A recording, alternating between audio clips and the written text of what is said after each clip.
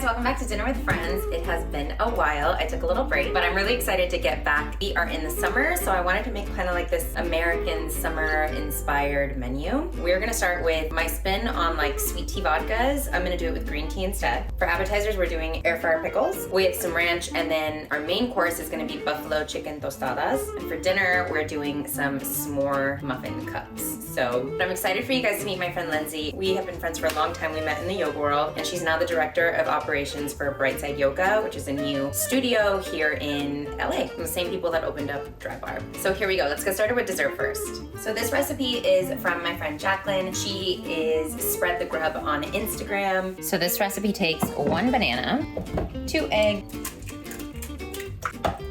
a cup of oats. She put cashew butter in her recipe, but I am doing almond because that's all I have. 2 tablespoons of maple syrup, 2 tablespoons of cacao. I love this stuff. Half a cup of almond milk, but I have oat. Half a teaspoon of some baking powder, a pinch of salt. That's it, we blend again. Okay, so I'm just gonna spray down my muffin tin.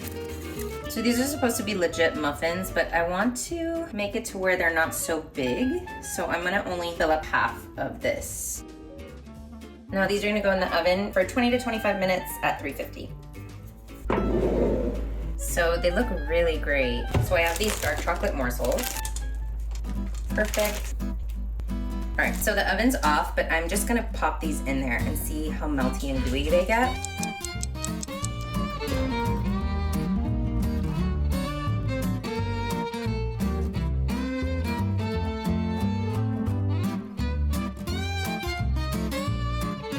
Okay, so let's move on to appetizers. I'm doing air fryer fried pickles. We're gonna have 3 mixtures, so it's gonna be eggs, flour, and then a mixture of Parmesan and panko bread. I'm not really a big pickle person, but I am a big anything fried person, so. All right, I think that's good. Let's pat these again. So just trying to get as much moisture out of this as possible. So I'm just gonna make a little assembly line. Like once they're done, I'm gonna put them in my air fryer basket over here. You mix these eggs. Season the flours or the dry components that you're using. So I'm just doing salt and pepper for each one. The Parmesan is enough salt for this one, so I'll just put a little salt in the flour. Okay, here we go. So don't forget to fry your air fryer basket. So we're gonna go flour, egg, parm and panko, air fryer. Okay, they're done. Let's do a little taste test. They look really good. Oh, well, other than being really hot, they're good. Okay. I have some kind of off to the side that I'm gonna put in the air fryer right when she gets here. This is what they look like. They look really good. Okay, I need to get some serving plates, which are all the way up here. I definitely need new serving like plates because these are like so 90s, like the squares. They're not 90s, they're giving just like 2015, you know? Okay, so I'm leaving these off to the side, and then the dressing for this is gonna be really simple. We're doing good old ranch, but we're gonna mix in this buffalo seasoning. It's like popcorn seasoning, but honestly, I think this would be really good, and I haven't tried it. We're just kind of winging it. Let's see. Ooh, yum. Yeah, I think that's good. I was gonna put more, but no, I think that's delicious. I'm gonna set that here, and actually, I just realized I have carrots in the fridge, so I'm gonna chop some up and serve them with this. So. Also, I have a very strong opinion that I feel like appetizer is sometimes like more important than the entree. I just feel like you really gotta nail the appetizer because like it's the first thing people are eating, you know? Okay, so the last thing we really have to prep is our main entree, but it's really simple. I have some tortillas and I'm gonna make them into tostadas in the air fryer. I'm literally just gonna pop them in there and then that's it. I'm gonna shred some chicken. I'm gonna chop some of our toppings and then that's it. Okay, so on the tostada is gonna be the buffalo chicken, some cabbage, which I'm gonna mix with a little bit of lemon and salt, tomatoes. I'm gonna have sour cream out, hot sauce. I bought a rotisserie chicken, so first I'm just gonna get that and shred it all apart. All right, so definitely wanna get some thigh meat in there. Thigh meat is where it's at. I always go thighs first, then breast. Alright, so if we put like a handful of these in each tortilla, yeah, I think we're good. Alright, let's see this. Ooh! Oh, that was dumb. That's exactly what we want. Let's do this one. Alright, let me spray this. The tostada situation working out. So let's finish chopping the rest of the stuff, which is, I'm just gonna do green onions, the coleslaw, and some tomatoes. I'm gonna do a little coleslaw in here, and I'm gonna do lemon and pepper. Lemon and salt, not pepper. Just give that a little mix. Then some tomatoes. Yeah, and some green onions. I always wonder if they're called green onions or scallions and what the difference is. So if you guys know what the difference is, let me know in the comments. Also, you guys, the things I would do for this here sour cream. First of all, sour cream is my favorite dairy product. I'm lactose intolerant, so like I shouldn't even be having it, but when I do, it's sour cream. Here, third tostada is done. It has that big square mark, but it's okay. I have 2 more to go.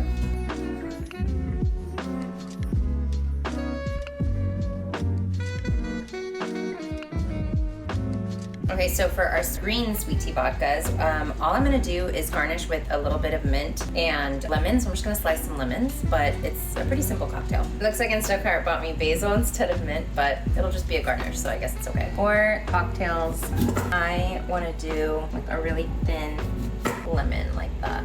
I think that's good. I think 4 is good. Oh, this smells so good. I'm just gonna put that there.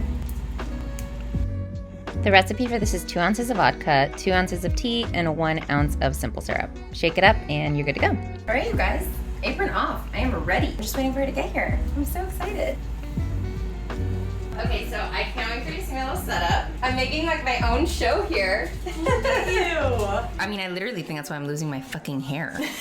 I'm not kidding. Like everyone's Falling like, out in chunks? I have this like massive piece of hair missing from the side of my head. For real? Yeah. Can I see? Yeah, like here. Well, I don't really know if you can see it from. Do you see it? It's like somewhere here. Oh my gosh, Elena. It's like this like quarter size. Yeah. I'm like trying to look for it in the phone. I saw it when you put it right there. There you go. A really scary couple months. Really traumatizing, where I was like, oh my God. I was like, am I gonna be able to pay my rent? I was terrified. Because then you think to yourself like, oh my God, this is it. Like this is how businesses implode, you know? This is how like my book is gonna start. That's hilarious. I mean, funny now. That was No, yeah. But like you get into this like hole of like, you know, when everything's coming at you from everywhere, you're like, oh, this is it. Like this is how businesses go under. Like that's what I just thought. Like I'm gonna go like way under. I'm not gonna have any help. I'm never gonna bounce back from this. Everyone hates the food. Everyone hates me. You know, you get into these, you spiral. Yeah. When I was just thinking, when you were first telling me, it's like, I can relate it back to the job we both worked, and you have slow months, and you wouldn't hit goals, and that was scary in and of itself, or just frustrating, whatever, but you knew you weren't gonna, No, well, still gonna get your paycheck. Right, exactly. You know? And I think when you're self-employed, you're like, I don't know if I'm gonna get my paycheck. I don't know if the team's gonna get their paycheck. Yeah. I think That's the next that's level. the hardest. Yeah. Got married. Tell me all the things. Married. It was, like, when I look back, it truly was so great and so magical. In it, I'll use your word, like, in the trenches, I was like, this is the fucking craziest thing. Well, because, like, Bright Side was also, like, supposed to open in March, and it was just, like, push, push, push. So then, it's like, we could maybe open July 1st, but there was a decision made that's like, we're not opening on a holiday weekend, which is fair. Mm-hmm. And I was going to be unavailable for the weekend following. Yeah. So they're like, let's push to July 15th, which, great. But like, I can't even find words to describe, like, I was so overwhelmed and exhausted by all the whiplash, all the like, we're opening, we're not opening, get these people trained, wait, don't, like, just, it was more than I could like energetically manage. And it was all because of the contractors. The building wasn't ready. We didn't have our final like inspection. Not within my control really, but you know, we had people signing up for membership that had been waiting for like, a month. So long. I wanted to do events, and it was like, at a certain point, like, even though it's not within my control when this inspection happens, it's starting to look bad. Yeah, it's starting to look bad. Like, it's starting to look like I'm dropping the ball. And you're the front person. Yeah, like I'm the face of it. It was very stressful. Yeah. And it was so distracting from all of the final wedding stuff. And like, thankfully Mick took on, you know, like finalizing catering and all this stuff but at the same time, like, I'm a control freak, and I was like, You were like, why did you pick that? You can pick whatever you want, but also don't like, pick that. He's like, it's okay, I'll talk to the DJ and like pick the music, and I was like, no, like you are not gonna be on the dance floor. I'm gonna be on the dance floor. Mm-hmm. You know. So then there was just like tension, like all this build up and anticipation. Yeah. So and even getting like week of the wedding, I wanted to be so like by Monday before 4th of July, I wanted to be like T's crossed, I's dotted. We're good. Right. I'm on vacation. Yeah. No. I'm still like signing and negotiating contracts. Haven't written my vows. Haven't like gotten gifts for people. Like it was just up until Saturday. I was like running around. Yeah, and then you're like, oh, I'm getting married now. You're like up at the altar, like exhausted. Like this is supposed to be the most amazing time of my life, and yet I'm literally like so depleted. That sucks. When we were there, I feel like adrenaline kicked in. Sure. You were like, look alive. It's what everyone says, but I clearly didn't listen to. It's like the little things just don't matter. Yeah. Like all those details, and once you're up there, it's just like it all goes away. But I was caught up in all of it. Well, and as a director of ops, you are. And like, what is the flow? Yeah. Where? Yeah. Like, who is doing? You are in charge of the details. Yeah. Mm-hmm. So. Yeah, we got there. I was like the happiest I've ever been, and then I like not from alcohol, but just kind of blacked out. Like, I looked at a picture and I was like, oh, I did that. Yeah. What is something that, looking back, you wish you would have kind of? You said like not to sweat the small stuff, but like, what's something you wish you would have like? I don't know, maybe put more attention towards, or like, if you could do something again, what would you do? I would have found a time to like make my letters to my parents and like my vows more of like ceremonial versus like how so? Like ceremonial time, like when I was writing them initially. Oh, like, were they just a little less? You just didn't go as deep as you wanted to go? Well, I guess like the process of writing them. So what I had envisioned was like I'd sit down, I'd reflect, right, and, like right, make it almost meditative, yes, and then write this letter, yes. Whereas like it was, it was very 11:30 at night, and I'm like, yeah. Dad, I love you. I think I still said what I wanted to, but yeah, I'm sure they felt it. Something I hate about just like positivity things, I hate when people go, oh, I don't have any regrets. Oh my gosh, me too. Like, shut up. I have thousands of regrets. I mean, I have a book of things that I wish I could do differently. Like, it doesn't mean I'm sitting here thinking about them, but like, get them out, though. Yeah, but like, don't fucking come at me with like, I don't regret anything. Everything happens for a reason. I'm like, bitch, if I could go back, I would pay all of my pennies to go back and do so many things differently. Yeah, 100%. I would definitely, I got absolutely hammered the night before because we had like our rehearsal dinner / welcome party, and I was so excited, like seeing everyone. They're like, here, have a glass of wine, and I just, next thing I know, I think it took a tequila shot in there somewhere. Oh, tequila and wine. Tequila and wine. So I would do that differently. No, but it's so funny. I think I was like social media targeted, but like the week after our wedding, I was on Facebook, which I'm never on Facebook, but there was like a poll of some sort that was like, if you could change one thing about your wedding, what would it be? And there were so many people who were like, not the thing, it was perfect. And I was like, suck a dick. If I get married, I've waited this long. What's another fucking year? Months? Whatever. Yeah. I'm not even dating anyone though, so this is ridiculous that we're even talking about. I want to know what happened to Puerto Rico? Yeah. Yeah, take him serious. It's like he doesn't get that why I'm overwhelmed. He just doesn't get it. He doesn't get the responsibility I have. He doesn't get the pressure I have on my shoulders. He doesn't understand like how fucking crazy I am when it comes to like, I don't mean crazy. I know you don't think I'm crazy, but you know what I mean of like, you know how intense things can get, and you know how like much I can take on, and you know how crazy I am about like executing things quickly.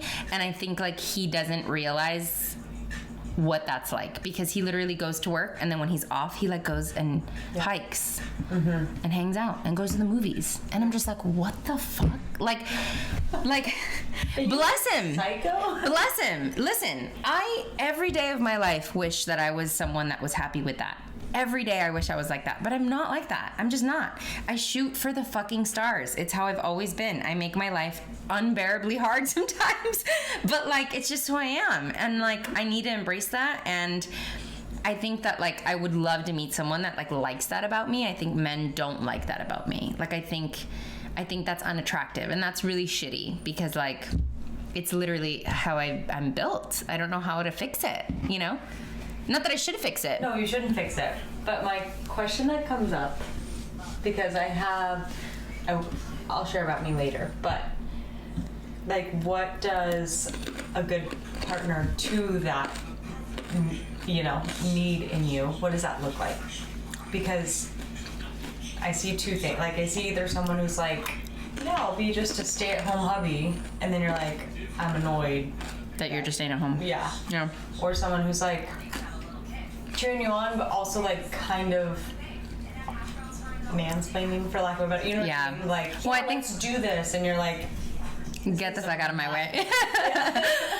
That's so funny that you say that, because I was recently talking to Ashley about this, my friend Ashley. You know Ashley Spickert. Mm-hmm. I was like, I really do think that I feel like I want to be in a relationship where a man supports me, obviously, but also that has some type of creative or professional position where him and I could work together. And it's like,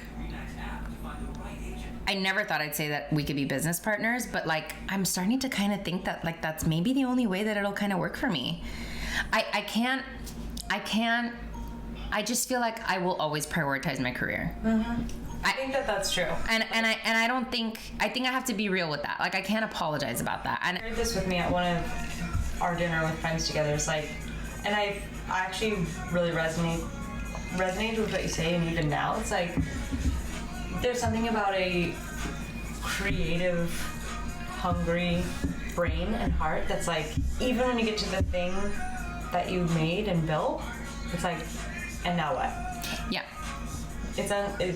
You're unsatiated. I actually really love being single, but I do have to kind of check my ego a lot, because it feels like I'm just so unattractive when I walk into somewhere and there's like so many cute guys and then like literally nothing. And I'm just like, I don't think that's you thing, and it's not lip service, but from my just outside in kind of outskirt observations, like especially in LA, I don't even know what the fuck is going on. I know. With single people, single guys in particular. I'm like, what are you doing or not doing? When I talk to a friend that's single, that's like a man, mm-hmm. and I'm like, what is happening? Like, what, mm-hmm. like, tell me about you. Their mentality is very much like, oh, I won't go up to a girl that I think will shoot me down.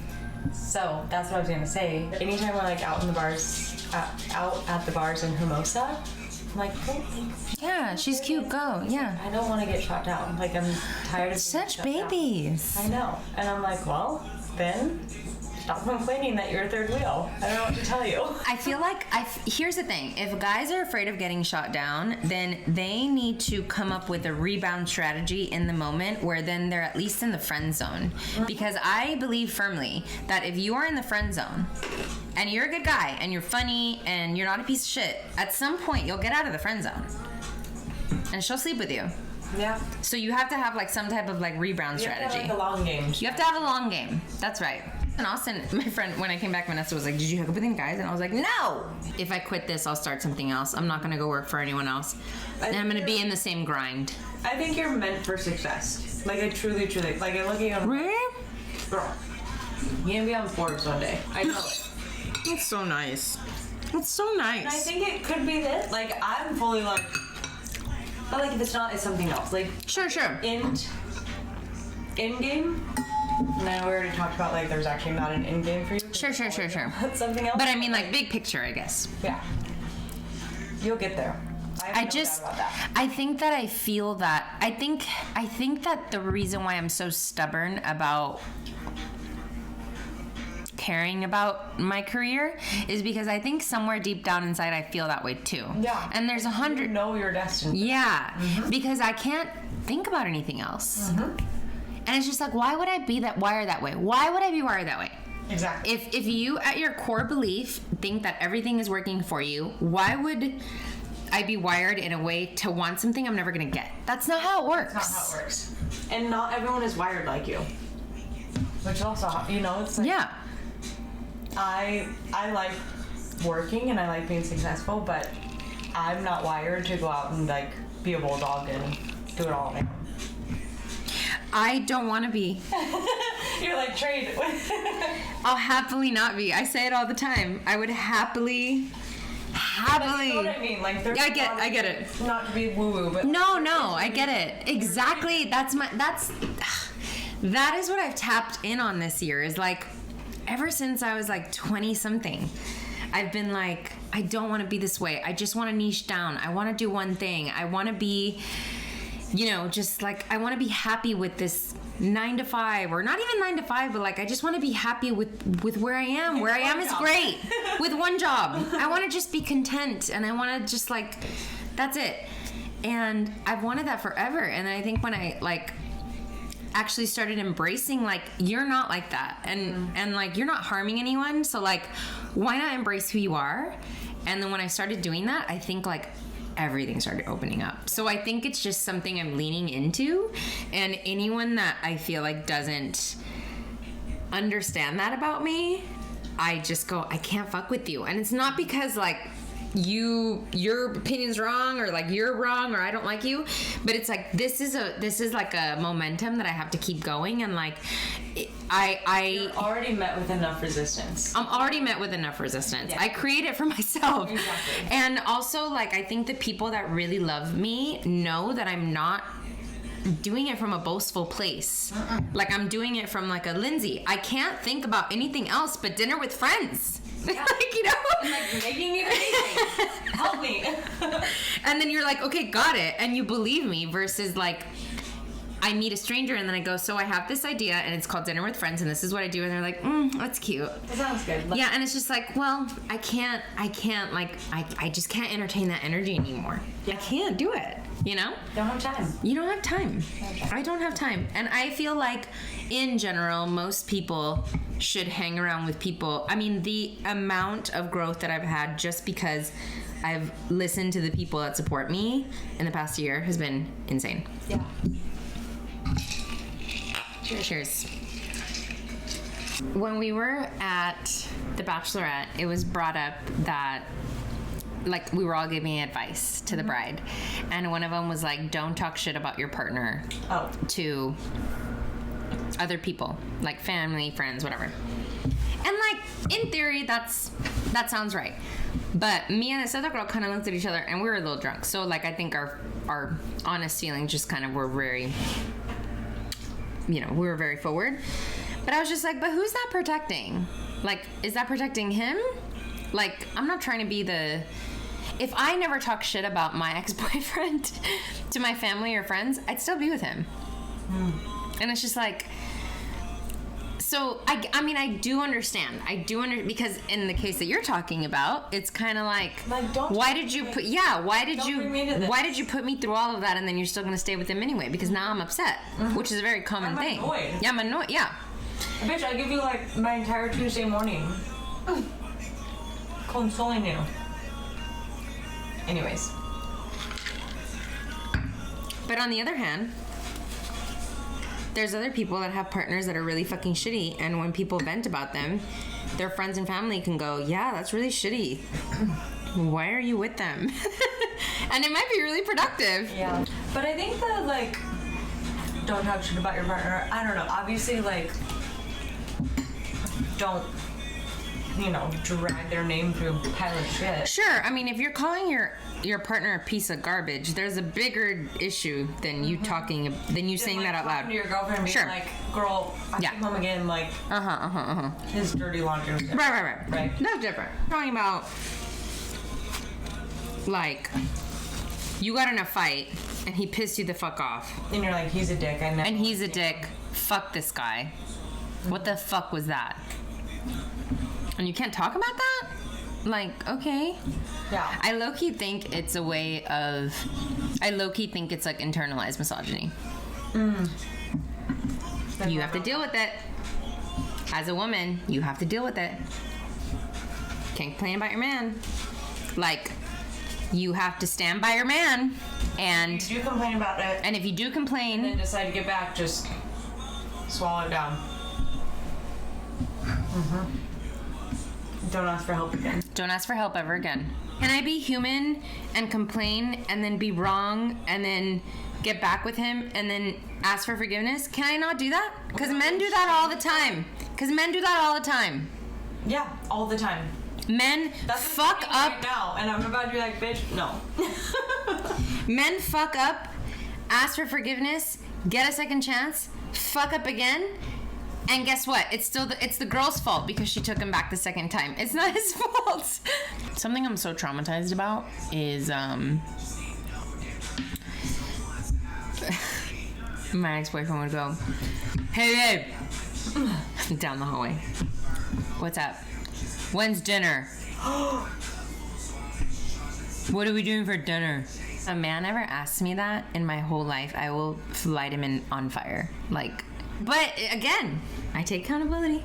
I know. When I met him, girl, I was like my mom. He wouldn't, like, nothing would touch the floor without me folding it, picking it up. There was not an emotion, there was not a situation that I didn't handle before he ever even heard of it. Like, I coddled him. And I don't know how I ever did In that. that moment where you're like, I'm doing this out of love. I'm doing this out of love, but also I did it because I thought that I really wanted to be perfect. And so I thought to myself, if I love him enough, which sounds so awful, but it's true, then he'll love me back. I mean, that's kind of how I felt. And it just didn't work. My similar, but semi-different, when Mick and I started dating, I took the like cool girl approach. Like, Of course. yeah, go out to the strip club with Of your buddies. course. Like, you don't have to call me when you're home from, And you're having a panic attack at the house. But secretly I'm like, yeah. And I put myself in such an uncomfortable, like, stressful place. And then now, flash forward, like, we're married and I'll come home and he's not home and I'm like, Yo. give me a heads up. And he's like, sorry, I didn't know I needed to do that. And I'm like, because I set that expectation so long ago. I'm like, I was conditioned somewhere along the line to, like, be the cool girl. Like, Oh, we all were. like, We all were. chill, do your thing. We all were, yeah. Then push come to shove, I'm like, okay, I don't think he's like out fucking strippers, but I'm like, you're not home and you haven't told me where you are. Like, I love you and I'm concerned. You're conscious enough to know that you have someone that loves you, that you live with, that wants to know where you are so that you're safe. Right. Not because Like, they're not crazy. Check in, like, tell me where you are at all times. But like, I was literally just talking to my sister. So on Tuesday night, Mick and I got into a fight because I literally like left the house at 5:30 a.m. I got home at 8:30 p.m. And as I was driving home, Mick was like, "What do you want to do for dinner?" That's like the most like. Fucking kill me. Fucking Ask kill that me. question. Kill me if you. Literally. And I'm like, we have chicken in the fridge that's about to go bad, so like we can make that. And we have some pasta noodles.